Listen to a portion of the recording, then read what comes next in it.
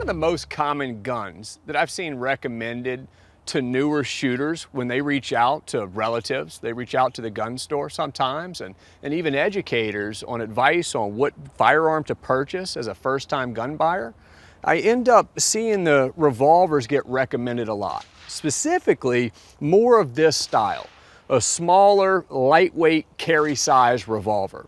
This gun is very simple to understand. We've got a cylinder, it opens up, there's chambers in there, the ammunition only goes in one way. Eventually it's easy to get this gun closed, and there's a lot of misconceptions that all you have to do is point it at the target and press the trigger, and therefore, because this gun is simple design, because there's less reliability problems, and because it's easy to understand that magically you're just going to be able to have to point it at the target and press the trigger to make the bad guy stop doing the bad guy stuff. Well, really, there's a lot of misconceptions there. Ultimately, revolvers, they are easy to understand. But it doesn't matter if we're talking about a semi-automatic or a revolver, both of those types of guns are going to require training.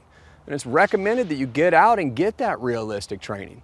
But saying that you don't need training on a revolver would be the equivalent of handing somebody the keys to a vehicle and saying, well, hey, all you have to do is put it in drive and point it in the right direction and you're going to be able to do it, right? We would never do that with automobiles.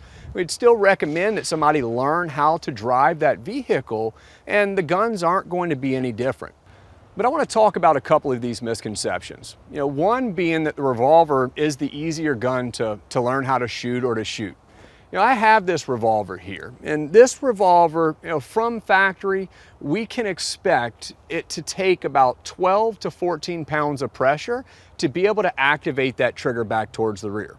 Now you can see I've got 3 2-liter jugs of liquid up here. Roughly about 13 pounds of liquid that you're seeing here on the table. So each time that you want to press the trigger on this type of firearm, that means that ultimately you're bringing back the same amount of force of 3 2-liter jugs of liquid with your trigger finger.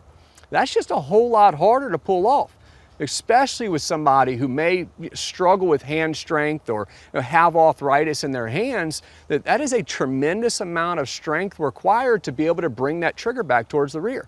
So a lot of times what we end up seeing is that the gun travels high, high up towards the right or high up towards the left because somebody's struggling really hard to be able to pull that trigger back. So the semi-automatic triggers, to give you a comparison, they're a much shorter trigger travel, and they're usually at about 5 to 6 pounds of pressure on something like a modern striker-fired semi-auto.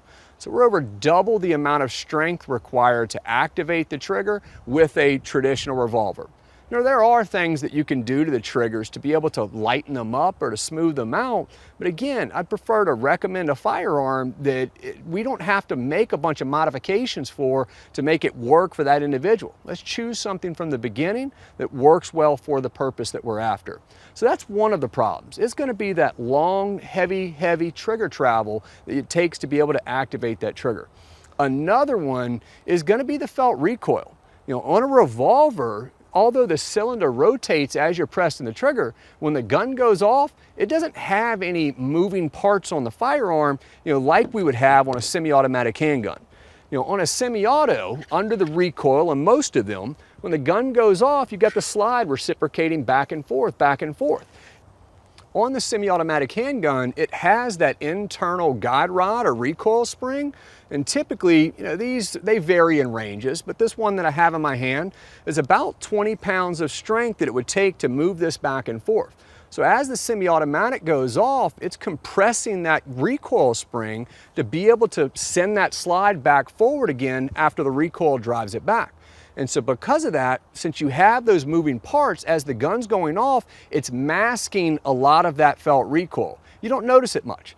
What does that mean? That means on a semi-automatic handgun, with everything else being equal, you're going to be able to have a faster pace of fire because the gun's going to have to settle less than it would with something like the fixed revolver as it goes off.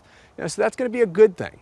The recoil spring certainly does hide a lot of that felt recoil. It's there, it's just the gun is using it to be able to manipulate the slide back and forth as it's working with it. So on a quick recap, It doesn't matter if we're talking about a semi-automatic or a revolver, both of them require training. So it's recommended to get out and get the training.